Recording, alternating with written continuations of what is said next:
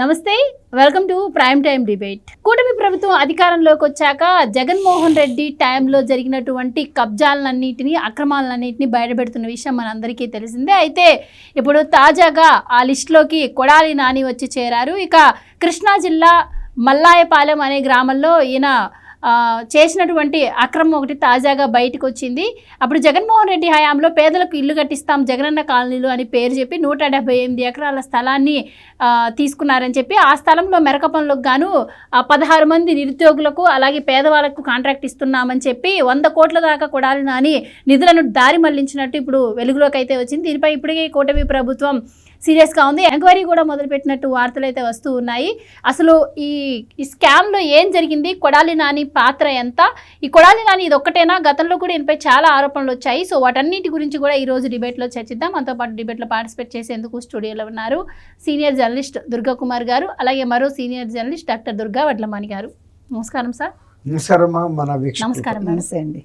దుర్గా కుమార్ గారు, మీరు చెప్పండి, అంటే కొడాలి నాని ఈ పేరు చెప్తే మనకి ఫస్ట్ గుర్తొచ్చేది బూతులు, ఆ తర్వాత అక్రమాలు, కబ్జాలు, ఇవన్నీ కూడా. ఇప్పటి వరకు ఈ లిస్టులో చాలామంది పేర్లు మనం విన్నాము, కొంతమంది జైలుకు కూడా వెళ్ళినటువంటి పరిస్థితి.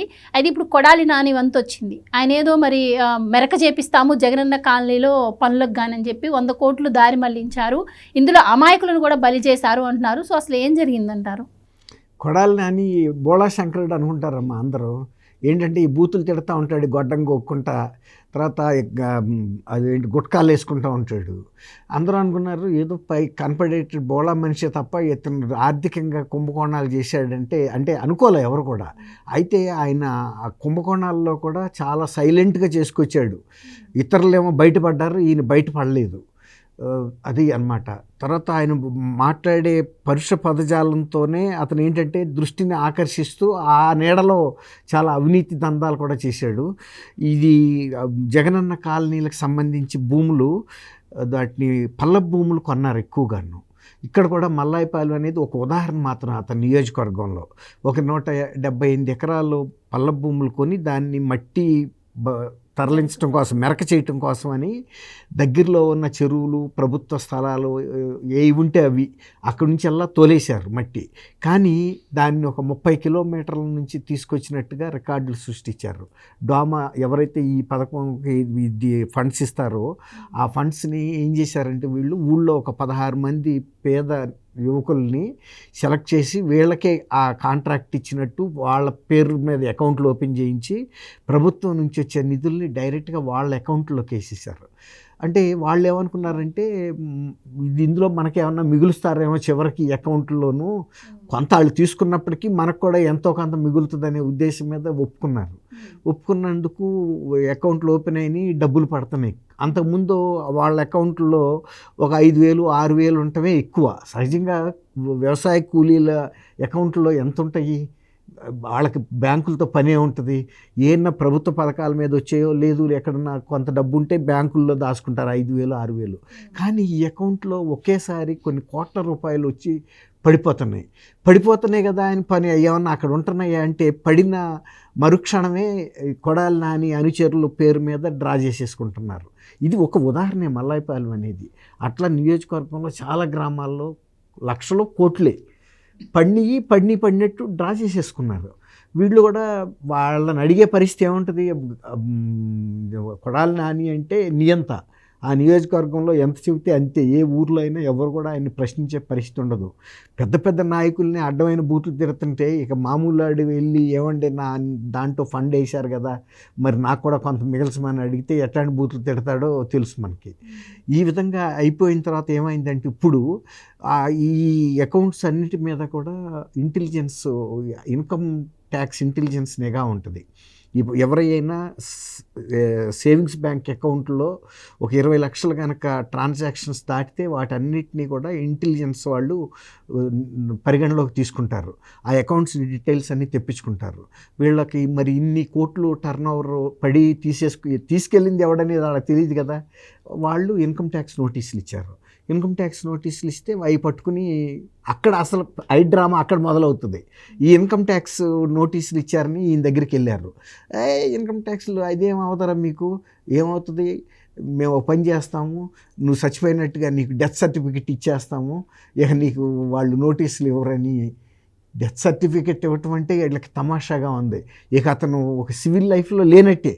ఇంకా ఎక్కడ కూడా ఏ బ్యాంకులో అతను వెళ్ళి అప్పు తెచ్చుకోవాలన్నా కూడా, వ్యవసాయ లోన్లు తెచ్చుకోవాలన్నా మనిషివే లేవు అనే పరిస్థితికి వస్తుంది. సామాజికంగా, సైకలాజికల్గా అనేక సమస్యలు సృష్టిస్తుంది. వీళ్ళు ఏమనుకున్నారంటే, మనం పంచాయతీ ఈవోతో చెప్పి ఒక డెత్ సర్టిఫికేట్ రాయించేస్తే ఈ డెత్ సర్టిఫికేట్ పట్టుకుని వాళ్ళ కుటుంబ సభ్యులు ఇన్కమ్ ట్యాక్స్ వాళ్ళ దగ్గరికి వెళ్ళిపోతారు, అక్కడ సబ్మిట్ చేస్తారని. కానీ ఇన్కమ్ ట్యాక్స్ వాళ్ళు డెత్ సర్టిఫికేట్ సబ్మిట్ చేయడంతోనే అది అయిపోదు. వాళ్ళ కుటుంబ సభ్యులు కూడా ఆ ఇన్కమ్కి సంబంధించి బాధ్యత వహించాల్సి వస్తాయి, వాళ్ళ వారసులు. ఎట్లా అంటే ఇన్కమ్ ట్యాక్స్ అనేది ఆస్తి ఎలాగో దాన్ని ఎవరైతే ఇన్హెరిటెన్స్ అంటే వారసత్వం పొందుతారో, కొడుకులో కూతుళ్ళో ఉంటారు కదమ్మా, ఇమ్మీడియట్గా భార్యే వస్తుంది పిక్చర్లోకి. ఇతను డెత్ సర్టిఫికేట్ ఇస్తే కూడా వాళ్ళు ఏం పెద్ద వెరిఫై చేస్తారా లేదా తర్వాత మాట. పోలీసుల్లాగా వాళ్ళు చేసుకుంటారు, అయినా కూడా భార్యకి కూడా నోటీసులు పంపుతారు. అప్పుడు భార్యకి కూడా డెత్ సర్టిఫికేట్ ఇస్తారా? తర్వాత పిల్లలకి ఇస్తారు, పిల్లలకు డెత్ సర్టిఫికేట్ ఇస్తారా? అంటే అతి తెలివి అన్నమాట ఇది. అంటే వాళ్ళకి ఏం తెలియదు కదా, ఏదో ఒకటి చెప్పి పంపించేయటం అని.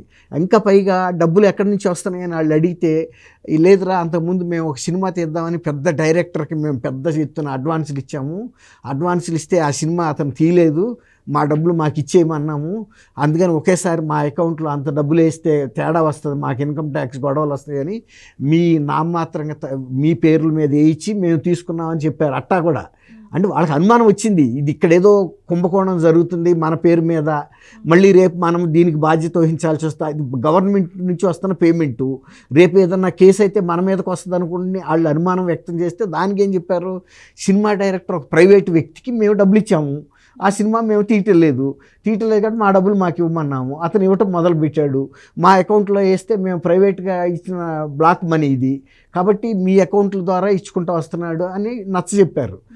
వాళ్ళకి ఏం తెలుసు, నమ్ముతారు కదా, ఇతను సినిమాలు తీస్తాడు కదా, డబ్బుండ వ్యక్తే కాబట్టి ఆ విధంగా జరిగింది. ఇది ఒక ఊరిలో మల్లాయపాలెం అనేది ఒక ఉదాహరణ మాత్రమే. అట్లా చాలా గ్రామాల్లో ఈ మెరక చేస్తున్నామని చెప్పి ఒక ఊళ్ళోనే 188 ఎకరాల్లోనే 100 కోట్ల రూపాయల కుంభకోణం జరిగిందండి మట్టి. ఇక మిగిలిన ఊళ్ళల్లో కూడా ఇంచుమించుగా ఆ స్థాయిలో కుంభకోణాలు జరిగినాయి. మీకు గుర్తుందో లేదో, ఆయనకు సంబంధించిన ఆస్తుల మీద మాదాపూర్లో ఆదాయ పన్నుల శాఖ అధికారులు కూడా ఇన్కమ్ ట్యాక్స్ రైడ్స్ కూడా అయినాయి. ఒక ఎలక్షన్కి ముందు 2 ఏళ్ల ముందు జరిగినాయి. అప్పుడు ఆయన సివిల్ సప్లైస్ మినిస్టర్గా కూడా ఉన్నాడు. ఇక్కడ జరిగినాయి, దాడులు జరిగినాయి. అంటే ఎంత అంటే యాజ్ ఏ మినిస్టర్గా సంపాదించింది కాకుండా ఇట్లా ప్రభుత్వ పథకాల మీద ఇళ్ల నిర్మాణంలోనూ ఎక్కడ అవకాశం ఉండే సాటల్లా నొక్కాడు. ఒకసారి నేను ఇక్కడ హైదరాబాదులో ఒక పార్క్లో కూర్చుంటే ఒక కుర్రాడు, ఆయన గుడివాడ నియోజకవర్గం మనకు తెలియదు, సీనియర్ సిటిజన్స్ అక్కడ కూర్చుని ఉన్నారు, ఒక 5-6 ఎల్ షేప్ బెంచీల మీద. అతను ఊరుకోరు కదా సీనియర్ సిటిజన్స్, ఎవరో కొత్తగా కనబడ్డాడని గోకారు, ఎవరా మీదని. అతను అన్నాడు మాది గుడివాడ అన్నాడు. వీళ్ళు గుడివాడ అదే బూతులు మాట్లాడతాడు, అదే వాడే కదా ఎమ్మెల్యే అని. అట్లాగే ఆ తల ఉంచుకోవాల్సి చేసింది ఆ కుర్రాడు పాపం. అతను ఏదో ట్రైనింగ్కో దేనికో వచ్చాడు ఇక్కడ. అట్లా మనం అనుకున్నాం బూతుల మంత్రి అని అటు చూస్తున్నాం, కానీ ఆయన వెనకాల జరుగుతున్న 100 కోట్ల రూపాయల ఏనుగులు వెళ్తున్నాయి చోటల్లా, ఈ బూతుల సీమలు చూస్తున్నారు అందరూ. ఇప్పుడు అసలు నిజ స్వరూపం బయటపడింది. ఆయన ఎదురు చూస్తున్నాడు ఎప్పుడో ఒకసారి నాకు అరెస్ట్ తప్పదని. ఈ బూతుల మీద అరెస్ట్ అవుతానేమో అనుకున్నాడు, కానీ ఇప్పుడు అసలు అవినీతి మీద అరెస్ట్ అయ్యే పరిస్థితి వచ్చింది. ఇప్పుడు ఇక ఇది అంతులేని కథలాగానే ఉంది చూడపోతే. రైట్ మేడం, ఎలక్షన్ అయిపోయిన తర్వాత కూడా కూటమి ప్రభుత్వం అధికారంలోకి వచ్చిన తర్వాత ఒక మాట విన్నాం మనం, ఆయన ఏదో పార్టీ మీటింగ్ కోసం చెప్పి నిమ్మకాయ నీళ్ళకి దాదాపు 28 లక్షల దాకా ఖర్చు చేశాడు అని చెప్పి, ఆ తర్వాత పార్టీకి అంటే ఏది ప్రభుత్వానికి సంబంధించిన భవనాలను కూడా ఆయన సొంత అవసరాల కోసం వాడుకున్నారు అన్న ఆరోపణలు కూడా వచ్చాయి. ఇక అందరికీ తెలిసిన విషయం ఆయన క్యాష్ను నిర్వహిస్తారు అని చెప్పి. సో గుడివాడ మొత్తాన్ని అధికారం చేతిలో ఉంది కదా అని చెప్పి తన అడ్డాగా మార్చుకొని సంపాదనే ధ్యేయంగా ఏ విధంగా పనిచేశారనేది ఈ కుంభకోణాలను బట్టి తెలుస్తోంది. సో ఇప్పుడు అమాయకులు దీంట్లో ప్రజెంట్ ఆయన 100 కోట్లు తీసుకుని ఆయన బాగానే ఉన్నారు, కానీ అమాయకులు బలైపోయారు. చాలామంది కూడా ఇన్కమ్ ట్యాక్స్ డిపార్ట్మెంట్ నుంచి కూడా ఇబ్బందులు ఎదుర్కొంటున్నారు. అలాగే ఏదో సినిమా స్టోరీ కూడా వాళ్ళకి చెప్పాడు, ఆ డబ్బులు వాళ్ళ ఖాతాల్లో పడ్డందుకు అని చెప్పి. సో ఇలా బయటకు వచ్చిన వాళ్ళు ఈ ఊరు వాళ్ళు అయితే ఇంకా బయటికి రాని వాళ్ళు ఎంతమంది ఉండే అవకాశం ఉంది? ఆయన అక్రమాల గురించి మీ అభిప్రాయం ఏంటి? అక్రమాల గురించి అభిప్రాయం ఏంటండి, ఇప్పుడు మీరు గమనిస్తే కనుక అయితే ప్రతిరోజు మనం ఏం మాట్లాడుతున్నామండి, గత 3-4 నెలలుగా ఓన్లీ అవినీతి అక్రమం ఎవడే స్కామ్ చేశాడు? వైసీపీ వాళ్ళు. మనమేం ఇప్పుడు ఇందులో ఏమైనా తెలుగుదేశం కూటమి ప్రమేయం ఉందా? లేదు కదా. లేకపోతే రెడ్ బుక్ ప్రమేయం ఉందా? లేదు కదా. వాళ్ళు చేసిన తప్పులకి వాళ్ళే బయటకు వస్తున్నారు. నెంబర్ 1. నెంబర్ 2, అసలు కొడాలి నాని గురించి మనం మాట్లాడుకోవాల్సి రావడం మన దురదృష్టం. ఎందుకంటే ఒక బూతుల మంత్రిగా పేరుగాంచిన కొడాలి నాని మీరు చెప్పినట్టుగా ఎస్సీ మహిళని ఎంత ఇబ్బంది పెట్టాడు ఎలక్షన్స్ ముందు. ఆ తర్వాత మీరు అన్నట్టు ఆ ఆఫీసు తన సొంతానికి వాడుకున్న మున్సిపల్ కార్యాలయం అదైంది. ఇలా క్యాసినోస్ మీద పైగా నిర్వహించలేదు. మొత్తం వైసీపీ అంతా ఒకటైపోయి అతనికి సపోర్ట్ చేసేప్పుడు. అంటే మీరు కనుక గమనించినట్టయితే ఇవాళ జగన్మోహన్ రెడ్డి చుట్టూ ఉన్న వాళ్ళందరూ కూడా నో ఎక్సెప్షన్, ఒక సజ్జల, ఒక భార్గవ్ రెడ్డి, అక్కడి నుంచి తీసుకోండి, విజయసాయి రెడ్డి, అంటే వెళ్ళిపోయిన విజయసాయి రెడ్డి వైసీపీకి చెందినవాడే ఖచ్చితంగా. ధర్మారెడ్డి, వైవి సుబ్బారెడ్డి, విక్రాంత్ రెడ్డి, ఎవరిని తీసుకోండి, వల్లభనేని వంశీ, పెద్దిరెడ్డి, మిథున్ రెడ్డి, స్కాములు లేని వాళ్ళు ఎవరో చూపించండి. ఈ లిస్టులోకి ఇవాళ ఈ 100 కోట్ల క్లబ్లో చేరింది ఎవరంటే, సినిమాల్లో 100 కోట్ల క్లబ్ ఎలా ఉందో ఇవాళ మనకి 100 కోట్ల క్లబ్ అనేది వైసీపీలో కామన్ అయిపోయింది. ఆడుదామాంధ్ర 100 కోట్లు, 119 కోట్లు. What is this? అంటే 100 కోట్లు అనేది వాళ్ళకి 100 రూపాయలతో సమానంగా ఉండిందా వైసీపీ వాళ్ళకి? ఈ 100 crores క్లబ్ అనేది ఇవాళ ఒక సెట్ అయిపోయిందా వీళ్ళకి? అంటే కోట్లు తప్ప వాళ్ళు మాట్లాడిందే లేదు. అంటే ఎవడూ కూడా నేల మీద అడుగుపెట్టి నడవలా, డబ్బు మీద నడిచారు. కాబట్టి అసలు ఇవాళ 16 మంది అమాయకులు పేదవాళ్ళండి. ఒక చటర్జీ అని ఒక అతను, రామ్ ప్రసాద్, ఒక లేడీ దీప్తి అని ఒక ఆవిడ, అభిషేక్ అని ఒక అతను, ఆడపిల్లని కూడా అందులో ఇన్వాల్వ్ చేశారు. ఇప్పుడు ఇందాక వారు చెప్పినట్టుగా సారు మేము డెత్ సర్టిఫికేట్ ఇచ్చేస్తాము అంటున్నారు. కరెక్టే, నువ్వు డెత్ సర్టిఫికేట్ ఇచ్చేస్తావయ్యా అంటే వాళ్ళు అమాయకుల, ఇన్కమ్ ట్యాక్స్ వాళ్ళు కానీ పోలీసులు కానీ. అంటే 16 మందికి ఒకేసారి డెత్ సర్టిఫికేట్లు ఎలా వస్తాయి అసలు? అంటే మినిమం కామన్ సెన్స్ మనం అడుగుతున్నాం. 16 మంది ఒకేసారి చచ్చిపోతారా? అంటే ఒక అకౌంట్లోకి మీకు అంటే ఆ టైంలో వాళ్ళ పార్టీ అధికారంలో ఉంది కాబట్టి ఆయన ఇప్పించగలని కాన్ఫిడెన్స్ ఆయనకు ఉండిందేమో. ఆయన ఏం చేసినా చెల్లుతుంది. ఇప్పుడు వారు అన్నట్టు ఒక్క నిమిషం అండి. ఇప్పుడు ఇన్కమ్ ట్యాక్స్ వాళ్ళు 16 మందికి షోకాజ్ నోటీస్ ఇచ్చారు. ఆ 16 మందికి సంబంధించి ఇన్కమ్ ట్యాక్స్ దగ్గరికి డెత్ సర్టిఫికెట్లు వెళ్తాయి. వెంటనే వాళ్ళు పిచ్చాళ్ళ ఇన్కమ్ ట్యాక్స్ ఆఫీసర్స్ వాళ్ళు వెంటనే ఎంక్వైరీ పెట్టేస్తారు కదా. అదేంటి మనం ఇచ్చిన 16 మంది ఎట్లా చచ్చిపోతారు? ఇప్పుడు ఏదన్నా వివేకానంద రెడ్డి మర్డర్ కేసులో సాక్షుల్లాగా అక్కడ 6 చచ్చిపోయినట్టు ఇక్కడ 16 మంది చచ్చిపోతారా? చెవులో పూలు పెట్టు కూర్చున్నారు, సన్ఫ్లవర్ పూలు. నేను అనేది అది. అంటే 16 మందిని ఒకసారి చంపేద్దామని నువ్వు అనుకుంటున్నావు, 16 మంది భవిష్యత్తుతో నువ్వు ఆటలాడుకుంటున్నావు. ప్లస్ ఒక్కొక్కడి అకౌంట్లో 112 కోట్లు, అందులో సగం వెంటనే విత్డ్రా చేసేసుకోవడం. పొద్దున్న అకౌంట్లో డబ్బు పడుతుంది, సాయంకాలం విత్డ్రా చేసుకోవడం. ఉపాధి హామీ పథకం కింద దీనికి మళ్ళీ ఉపాధి హామీ పథకం దేనికి వర్తిస్తుంది? 30 కిలోమీటర్లు దాటి మీరు మట్టి తీసుకొస్తే ఉపాధి హామీ వస్తుంది. సో దాన్ని వాడేసుకుని వాళ్ళు చెరువుల్లోంచి ఎక్కడ పడితే అక్కడ మొత్తం మెరకగా ఎక్కడుందో అక్కడ తవ్వేసి, ఇందాక చెప్పినట్టు జగన్మోహన్ రెడ్డి పేరున ఒక 178 ఎకరాలు తీసేసుకుని కాలనీ కడతాం. ఆ కాలనీ మొత్తం తవ్వేసి మీరు ఇవాళ దాని పరిస్థితి చూస్తే అసలు ఒక తలలేని మొండెల్లాగా ఉంది అది అక్కడ. అంటే ఎక్కడ పడితే అక్కడ తవ్వేసి, అసలు మనం ఇంతకుముందు ఎన్నోసార్లు చెప్పాం, మట్టి మశానం కూడా వీళ్ళు వదలరండి, శ్మశానాలు కూడా వదలలేదు వీళ్ళు. కాబట్టి ఇవాళ అసలు కొడాలి నాని అనేవాడు దీని మీద ఏం చెప్తాడో మనం వినాలి.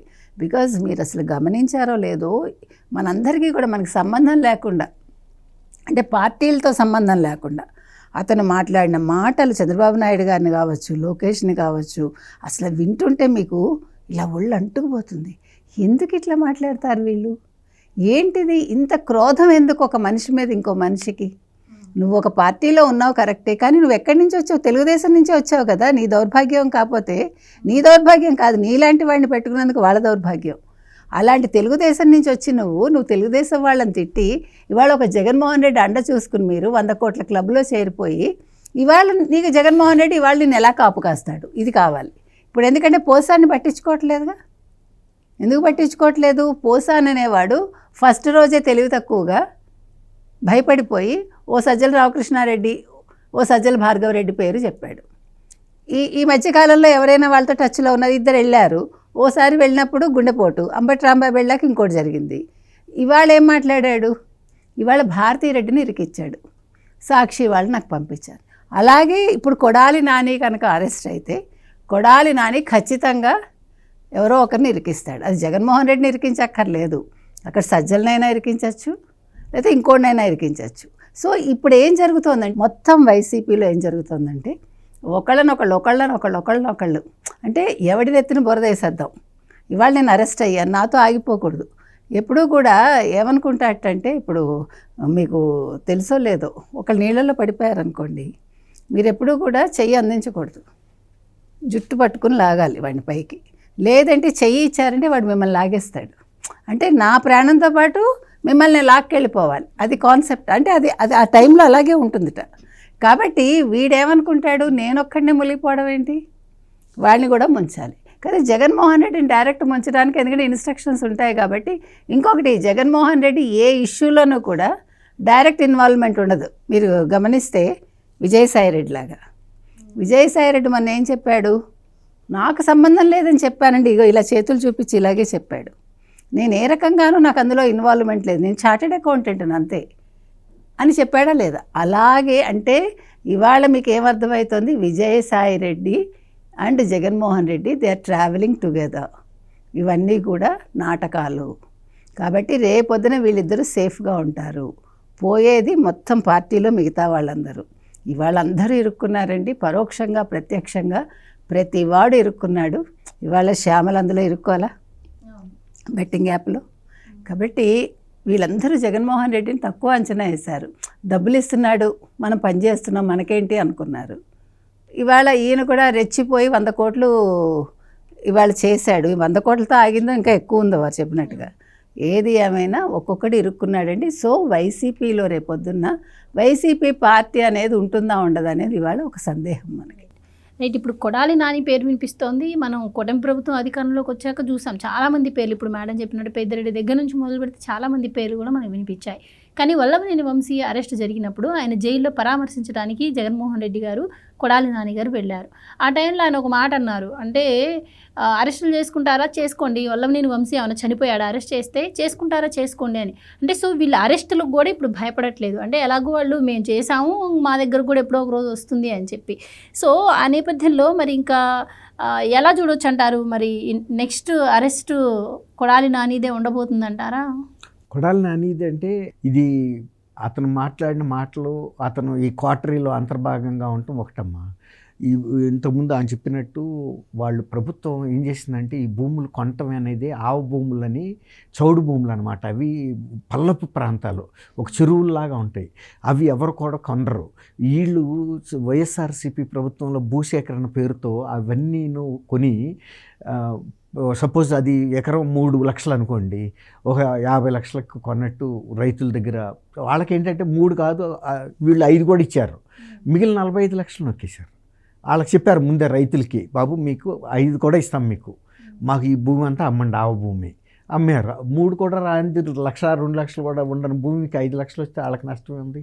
దాన్ని అడ్డం పెట్టుకుని వీళ్ళు ఒక ఎకరం మీద 40 లక్షలు, 45, ఎక్కడ ఎంత అవకాశం ఉంటే ప్రతి భూసేకరణ ఇదే చేశారు. మళ్ళీ దీనికి తోడు మట్టి గ్రావెల్ తోలటం అదనపు కుంభకోణం.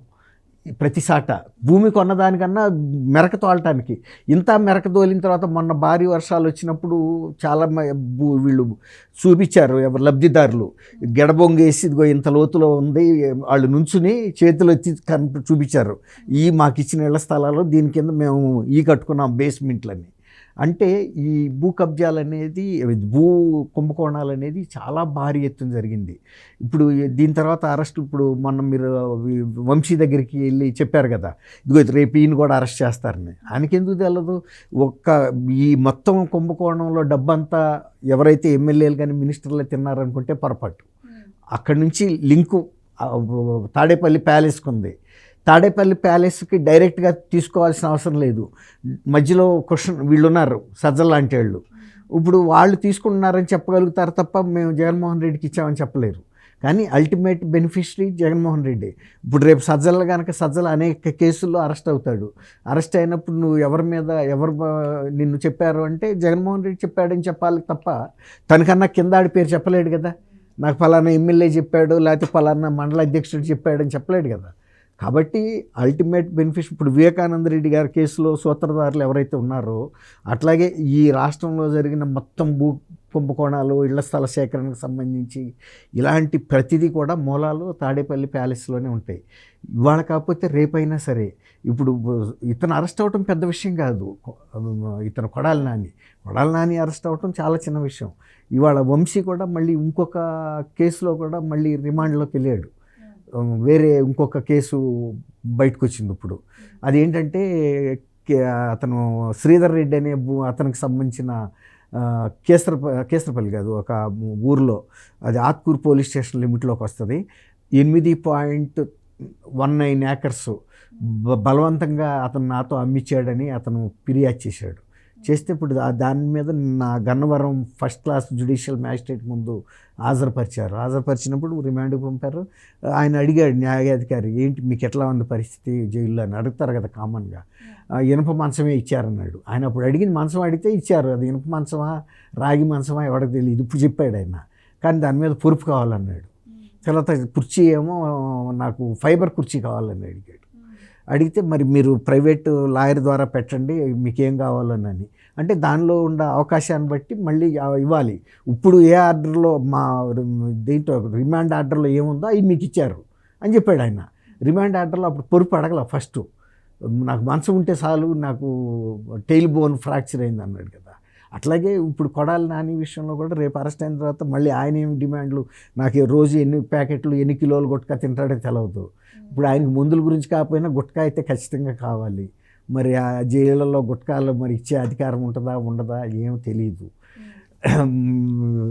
ఇతను కొడాలి నానియే కాకుండా చాలామంది ఎమ్మెల్యేస్ అయితే మాత్రం ఇది ప్రతి ఊళ్ళో ఏ ఊర్లో భూసేకరణ జరిగినా ఆ ఊళ్ళో అందరికీ తెలిసిన రహస్యం. ఈ ఆవు భూములు ఏమో తక్కువ రేట్లు కొని ఎక్కువ రేట్లు వీళ్ళు ఎమ్మెల్యేలు తీసుకున్న విషయం కూడా చర్చించి ఊళ్ళో చెప్పేసుకుంటున్నారు అందరూ. రెండోది ఎక్కడి నుంచి మట్టి తీసుకురావటం కోసం ఇప్పుడు ఇది వంశీ ఇది కూడా పెద్ద స్కాండల్. అదే గ్రావెల్ అప్పుడు పోలవరం కెనాల్ తవ్వి వాళ్ళంతా ఓవర్బర్డెన్ పైన పోశారు. ఆ కట్టలన్నీ తవ్వేసుకుని ఇతను అమ్మేసుకున్నాడు. ఎన్ని వేల క్యూబిక్ మీటర్లు అమ్మాడో, ఎన్ని లక్షల క్యూబిక్ మీటర్లు అమ్మాడో ఇరిగేషన్ శాఖ అధికారులు చెప్పగలుగుతారు అందాజా. ఎందుకంటే అతను తవ్విన ఏరియాని కొలతలు స్టేప్ పెట్టి ఎన్ని క్యూబిక్ మీటర్లు పోయిందో కొన్ని లక్షలుగా చెబుతున్నారు, కోట్లే. అట్లాగే ఇవన్నీ కూడా బయటకు వస్తాయమ్మా. కాకపోతే మీరు అన్నట్టు జగన్మోహన్ రెడ్డి ఈ కేసులోకి రాడనుకోవటానికి కూడా ఏం లేదు. మధ్యలో ఎవరో ఉన్నారనేది, అల్టిమేట్ బెనిఫిషరీ ఎవరనేది అసలు సజ్జల రామకృష్ణారెడ్డి చెబుతాడు కదా, లాజికల్ ఎండకు తీసుకురమ్మని. టీడీపీ మీద జరిగిన కార్యాలయం మీద దాడిని మీరు లాజికల్ ఎండకు తీసుకురండి అంటాడు. అంటే వాళ్ళు లాజికల్ ఎండకి తీసుకొస్తారు టైం చూసి. అప్పుడు పెద్ద ఆయన బయటకు వస్తాడు, అన్నీ కూడా వస్తాయి. రైట్. కొడాలి నానికి ఆయన నియోజకవర్గంలో ఎంత వ్యతిరేకత ఉంది అనేది వైసీపీ ఓడిపోయిన తర్వాత ఆయన ఇంటిపై జరిగిన రాళ్ల దాడే అందుకు నిదర్శనం. ఎప్పుడైతే పార్టీ ఓడిపోయిందో వెంటనే ఆయన ఇంటిపైన కూడా రాళ్ళు వేసినటువంటి చాలా రోజులు, అంటే చాలా నెలల పాటు కూడా ఆయన బయటికి రాలేదు. ఏదో 1-2 సందర్భాల్లో రావడం తప్పించి అసలు ఆయన బయటకు వచ్చిన పరిస్థితి కూడా లేదు. సో ఇప్పుడు ఏవైతే ఈ వైసీపీకి సంబంధించిన నాయకులందరూ చేసిన కబ్జాల ఆరోపణలు ఎదుర్కొంటున్నారో వాళ్ళకి సరైన శిక్షలు పడట్లేదు, ఎందుకు ఇంకా జాప్యం చేస్తున్నారు అని చెప్పి ప్రజల్లో కూడా ఒక చర్చ మొదలైంది. ఇప్పుడు కొడాలి నాని వంతు వచ్చింది కాబట్టి కొడాలి నానినైనా ఒక త్వరితగతిన అరెస్ట్ చేస్తారా, ఆయనకి శిక్షలు పడతాయన్న డౌట్ కూడా చాలా మందిలో ఉంది. ఎందుకంటే వీళ్ళందరూ కూడా ముందస్తు బెయిల్స్కి వెళ్తున్నారు, ఏదో ఒక రకంగా దాన్ని ల్యాగ్ చేస్తూ వస్తున్నారు. సో మరి కొడాలి నాని అంశంలో ఏం జరగబోతుంది అంటారు? అంటే ఈ మెరక పనులకు చేసినటువంటి కుంభకోణమే కాకుండా ఈయనపైన చాలా ఆరోపణలు ఉన్నాయి కదా, ఎందుకు లేట్ జరుగుతోంది ఈయన అరెస్ట్లో? లేట్ కాదండి. ఇప్పుడు మీరు చెప్పినట్టుగా గత 2-3 నెలలుగా కదలిక వచ్చిందిగా, ఒక్కొక్క అరెస్ట్ జరుగుతూ వస్తుంది. ఇప్పుడు అరెస్ట్ చేయడం పెద్ద విషయం అండి కాదు కదా. అరెస్ట్ చేశాక పక్కాగా ఆధారాలతో చేసి వాళ్ళు బెయిల్ మీద రాకుండా చేయాలి. అయితే ప్రజల కోరిక తీర్చినట్టు కాదు కదా. ఇప్పుడు అరెస్ట్ కావాలనుకుంటే రాగానే నెక్స్ట్ డేనే జగన్మోహన్ రెడ్డిని అరెస్ట్ చేసి ఉండొచ్చుగా, అది కాదు. ఇప్పుడు ఈ కూటమి ప్రభుత్వం వచ్చింది అరెస్టుల కోసం రాలేదు, అభివృద్ధి కోసం వచ్చింది. నెంబర్ 1.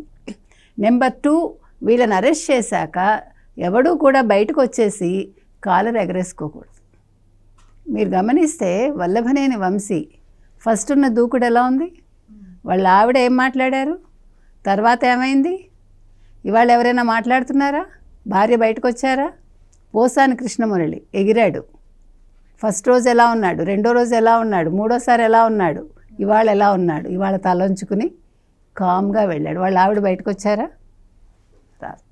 అది అంటే వాళ్ళకి తత్వం బోధపడాలంటే కరెక్ట్గా పక్కాగా ఇవాళ 32 క్వశ్చన్స్ నిన్న పోసాను వేస్తే సగం నిజం చెప్పాడుగా.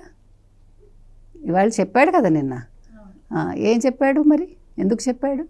అది అంటే నేను నిజం చెప్తే నాకు శిక్ష తక్కువ పడుతుంది, నేను అబద్ధం చెప్తే నేను ఇరుక్కుంటాను. ఇక్కడ వాళ్ళు పూర్తిగా చెప్పలేక కాదు, వాళ్ళకి ప్రాణ భయం జగన్మోహన్ రెడ్డితోటి.